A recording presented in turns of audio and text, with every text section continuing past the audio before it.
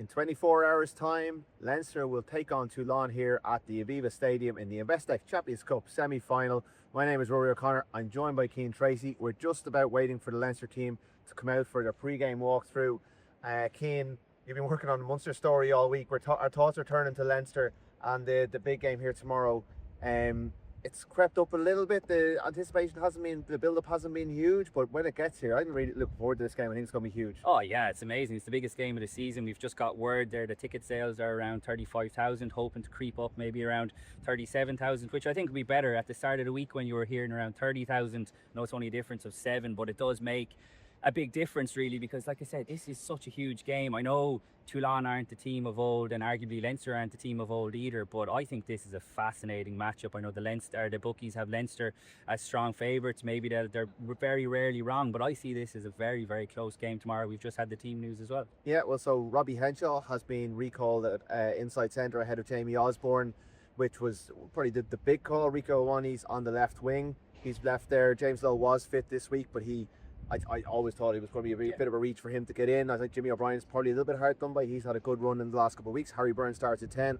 Up front, the big news is Andrew Porter is fit to start, but Tadhg Furlong is not. So Tom Clarkson starts on the tight head side of the scrum. Otherwise, it's largely as expected from Leinster. The bench, to me, is the big concern, but the starting team, the starting 15 is very strong. Yeah, let's get on and talk about the bench. Like, the positives is definitely the team. I mean, you're bringing Hugo Keenan and Gary Ringrose back into that back line. They will obviously make a big difference from the side that lost to Benetton last weekend, particularly defensively. Two brilliant leaders. We know what Hugo Keenan does in the backfield in terms of his chatting to players around him, and I think for someone like Rico Ioane, who's been playing most of his rugby this season in the centre, I think he'll need plenty of help from Hugo Keenan in the backfield, especially up against Gael Drian, who is just an absolute sensation, 25-year-old Toulon winger.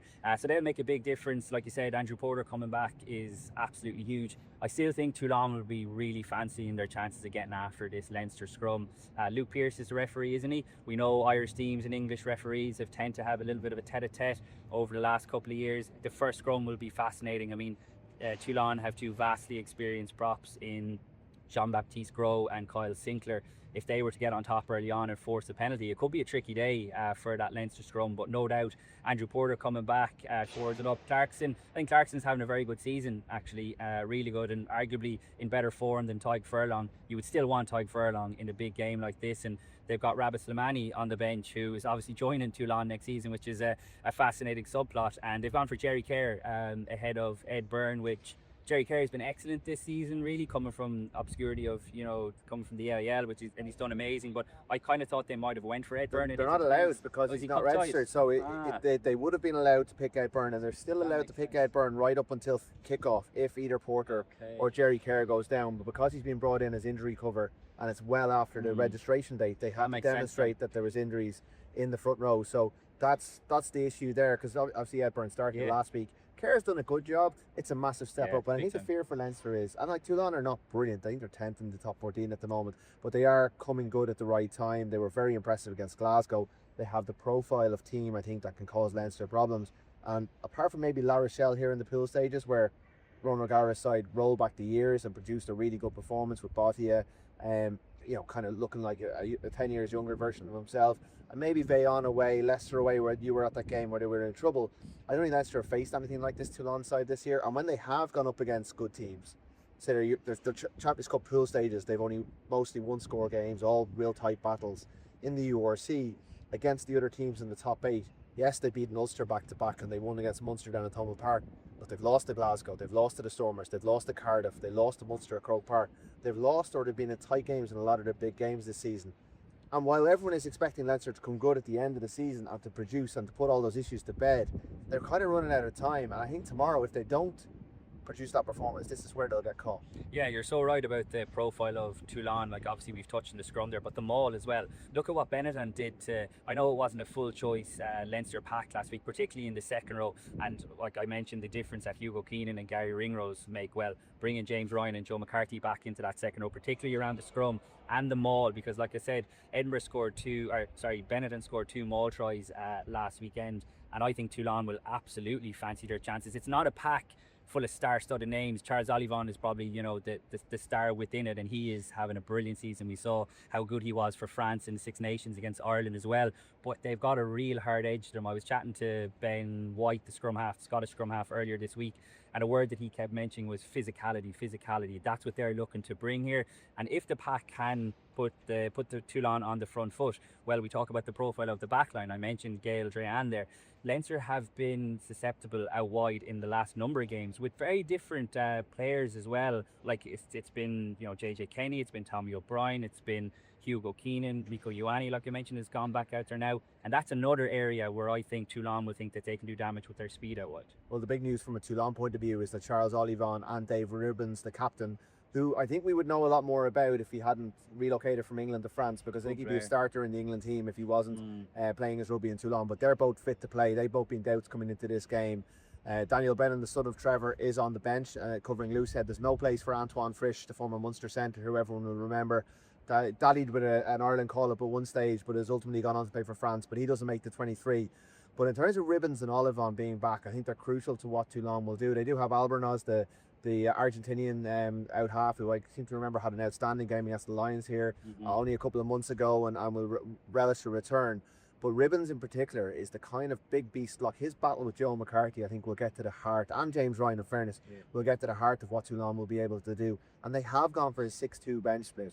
Perhaps looking at that Leinster bench without R.G. Snyman, Ryan Baird, Max Deegan, who are missing. You know, some of them might have been starting, but you know they've now got a scenario where you got Jerry Kerr, very inexperienced.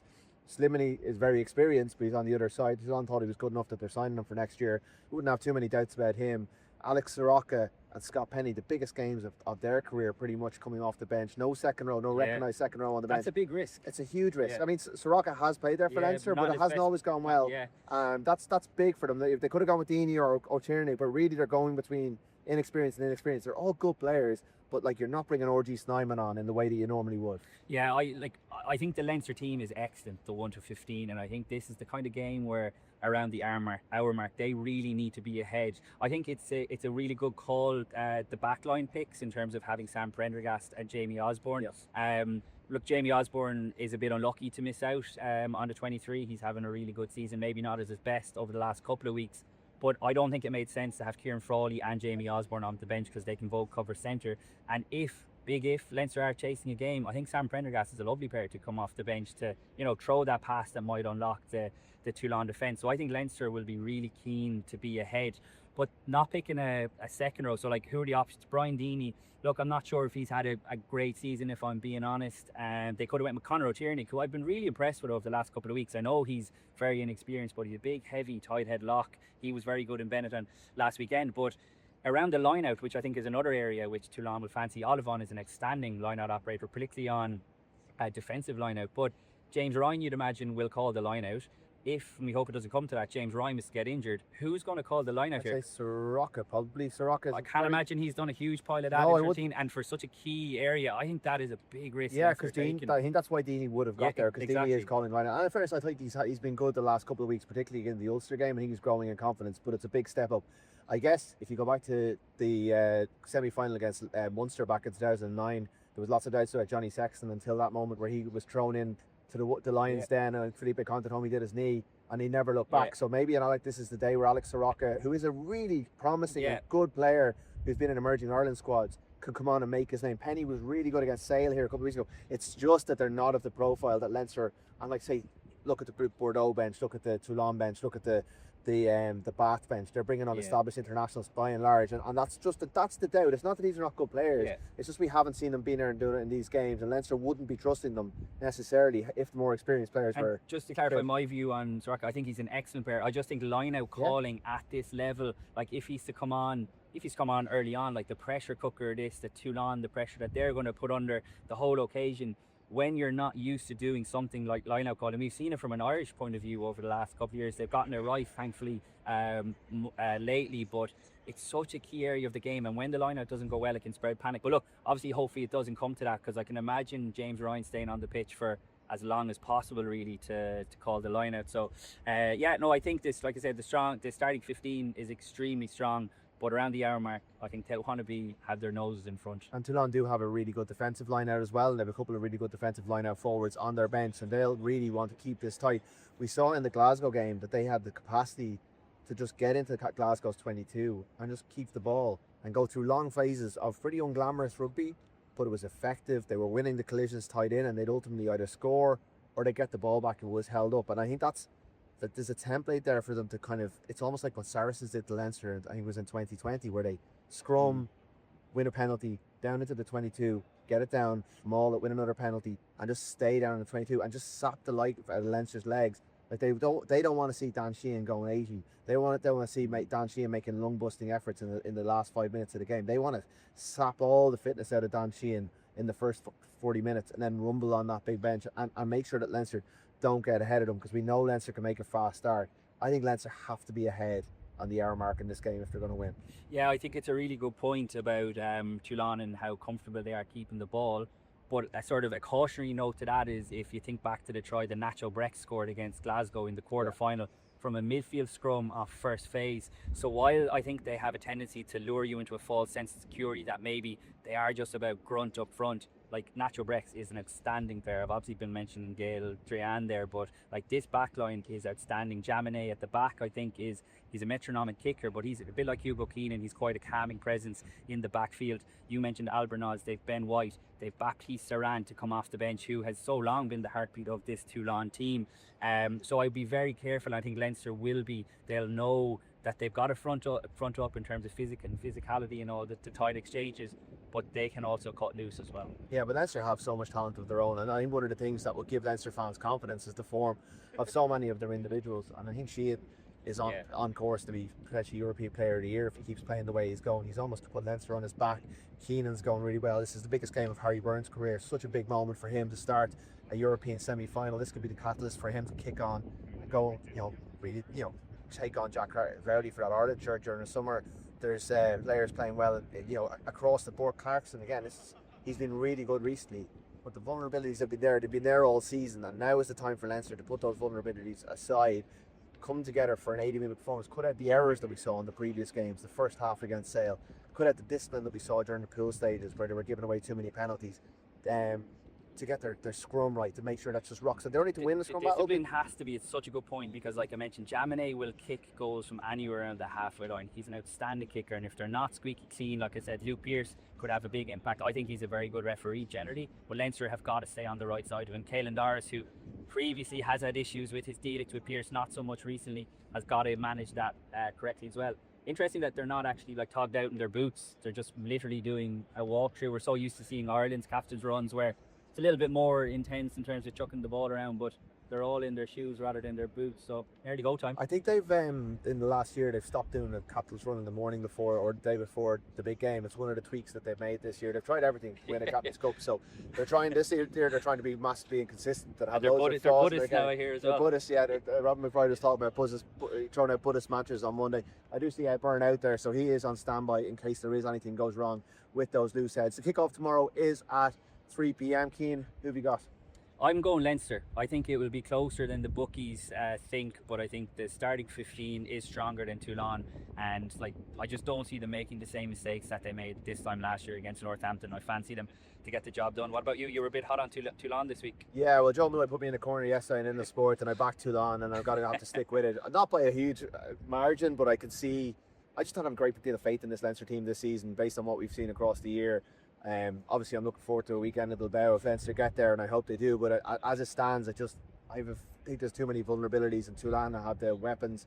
Maybe I just lost faith in Leinster over the years. I've been left by Ulster that might down get by you them. to Toulon as well. Ulster, well that's the other game. I mean, yeah. Ulster and Exeter, let's talk about that briefly. That's a huge game just after this one, 5:30 tomorrow. Got to get the work done quickly to... Absolutely.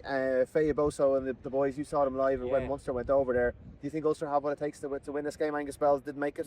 Yeah, I think they do have what it takes, absolutely, especially at home. But I was very impressed with Exeter in Sandy Park. I know they kind of closed up shop in the second half and Munster put a bit of gloss on the scoreline, but was it 31-0 maybe off the top of my head? at half time, like that was a serious spanking that they gave Munster. And like I said, they've recalled their big guns again. Faye Boso that day was almost unplayable. He is a bit suspect defensively, and Ulster under a little bit of pressure after back-to-back derby defeats against Leinster. And look, you can't read too much into the game last weekend against Munster. I was down at that. It was obviously a very young, inexperienced team, but I think Ulster have what it takes. But I think this Exeter team, they've got European pedigree as well. They're on the rise again under Rob Baxter. I think they'll be very tough enough to break. Yeah, I think Ulster might just have enough at home. I think they've obviously given their players a weekend off last weekend instead of playing a full strength team at Thomond Park, and that rest might just give them enough. But it's going to be tough. It's going to be a really difficult game, and it's just two cracking games for us to look forward to across the next 24 hours at the Aviva Stadium and up in Affidea Stadium as well. You can stay tuned to the Irish Independent website for all the best coverage. We'll have a post-match podcast and video as well, myself and Cian, on the whistle or soon afterwards anyway, and you can stay tuned for all of that. So look forward to seeing you then.